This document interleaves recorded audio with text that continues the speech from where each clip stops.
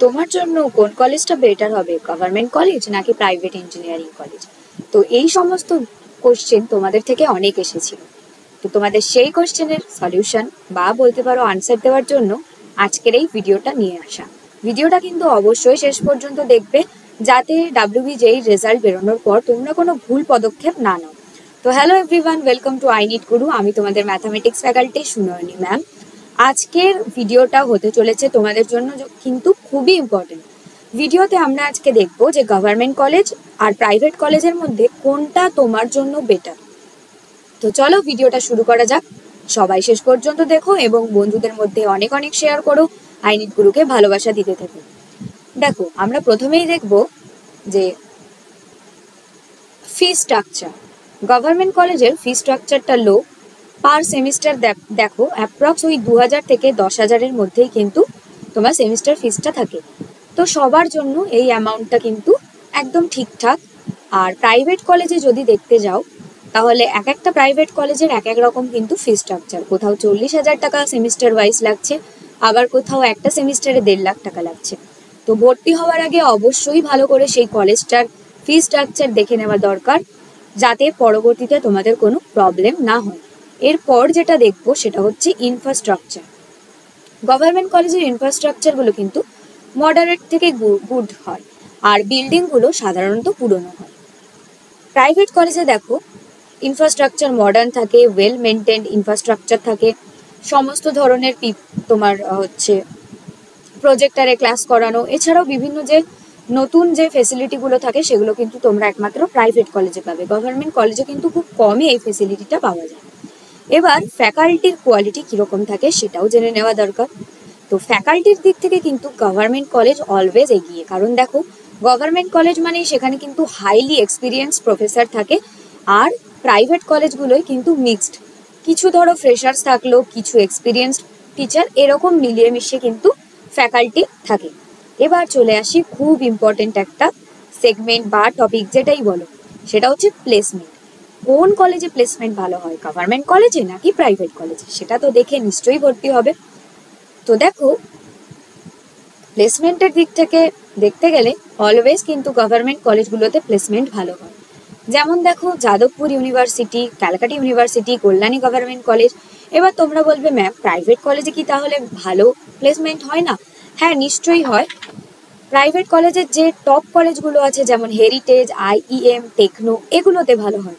কিন্তু অলমোস্ট যদি তোমরা গভর্নমেন্ট কলেজগুলো দেখো, যতগুলো গভর্নমেন্ট কলেজ ডাব্লিউবিজের আন্ডারে আছে, মোটামুটি সব কলেজে কিন্তু প্লেসমেন্ট যথেষ্ট ভালো।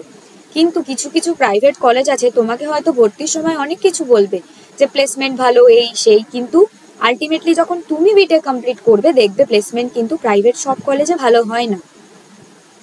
এবার দেখো ব্র্যান্ডের দিক থেকে, গভর্নমেন্ট কলেজ কিন্তু হয়, স্পেশালি জেইউ, সিইউ, কল্যাণী, এছাড়াও যে তোমাদের কোচবিহার গভর্নমেন্ট কলেজ রয়েছে, এগুলো কিন্তু যথেষ্ট ভালো। আর প্রাইভেট কলেজের মধ্যে কেবলমাত্র কিছু সংখ্যক কলেজই কিন্তু ভালো মানের বা পরিচিত বলতে পারি আমরা। এবার ক্যাম্পাস লাইফ কেমন? গভর্নমেন্ট কলেজ মানে একটা নর্মাল সাদামাটা ক্যাম্পাস, ট্র্যাডিশনাল যেটাকে বলা যায়। কিন্তু প্রাইভেট কলেজের ক্যাম্পাস মানে সেটা একদম মডার্ন, অনেক ধরনের ইভেন্ট অ্যাক্টিভিটিস এইসব থাকবে, কিন্তু প্রাইভেট কলেজে এরকম কিন্তু ক্যাম্পাস লাইফ তোমরা পাবে না। এবার রিসার্চ অপরচুনিটি, দেখো ক্যাম্পাস লাইফ নিয়ে কি হবে, আলটিমেটলি 4 বছর পর যেটা দরকার হয় ভালো জব, না হলে রিসার্চ ফিল্ডে যেতে চাইলে সেটাই তো আগে দেখার, তাই না? তো রিসার্চ ফিল্ডের দিকে দেখো, রিসার্চের দিক থেকে কিন্তু গভর্নমেন্ট কলেজে দেখো মোর focus on research in top government college. এবার গভর্নমেন্ট কলেজের মধ্যেও কিছু প্রথম শ্রেণীর গভর্নমেন্ট কলেজ আছে, কিছু তার পরের শ্রেণীর গভর্নমেন্ট কলেজ আছে। তো যেগুলো টপ গভর্নমেন্ট কলেজ সেগুলো কিন্তু রিসার্চের দিকে যথেষ্ট ভালো নজর দেয়, আর প্রাইভেট কলেজে কিন্তু রিসার্চটা খুব কমই হয়ে থাকে। এবার ইন্ডাস্ট্রির দিক থেকে কোনটা ভালো, দেখো গভর্নমেন্ট কলেজ হচ্ছে মডারেট, আর প্রাইভেট কলেজে কিন্তু যথেষ্ট হাই কোয়ালিটির ইন্ডাস্ট্রি এক্সপোজার থাকে, ঠিক আছে? এবার চলে আসি, আমরা চাইলেই তো আর গভর্নমেন্ট কলেজে অ্যাডমিশন নিতে পারবো না। গভর্নমেন্ট কলেজে অ্যাডমিশন নেওয়ার জন্য কিন্তু তোমাদের কি করতে হবে, ডাব্লিউবিজেই এক্সাম খুব ভালো করে দিতে হবে। সেখানে কিন্তু তোমার র্যাঙ্ক মোটামুটি থাকতে হবে ওই ধরে নাও 5,000 থেকে 7,000-এর মধ্যে। দেখো এখানে যথেষ্ট ভালো করে দেখানো হচ্ছে যে অ্যাডমিশন কাট অফ কিন্তু গভর্নমেন্ট কলেজগুলোতে খুব হাই থাকে, টপ র্যাঙ্ক দরকার হয়, কিন্তু প্রাইভেট কলেজে মডারেট থেকে লো কাট অফও হতে পারে।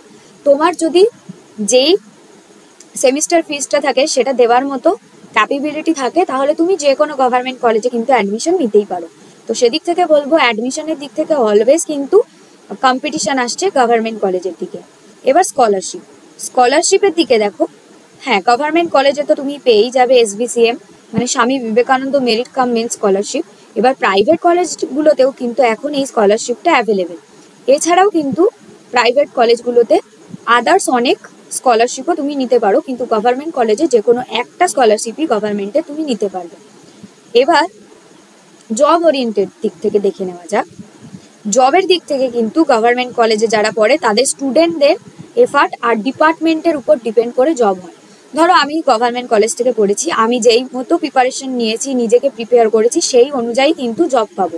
কিন্তু প্রাইভেট কলেজে দেখো এখানে কিন্তু বেশিরভাগ সময় ইন্ডাস্ট্রি ট্রেনিং এছাড়াও সফট স্কিল ওয়ার্কশপ এগুলো কিন্তু করানো হয়। যেহেতু প্রাইভেট কলেজ তাই তোমার পার্সোনাল ডেভেলপমেন্টের উপরে যথেষ্ট নজর দেওয়া হয়।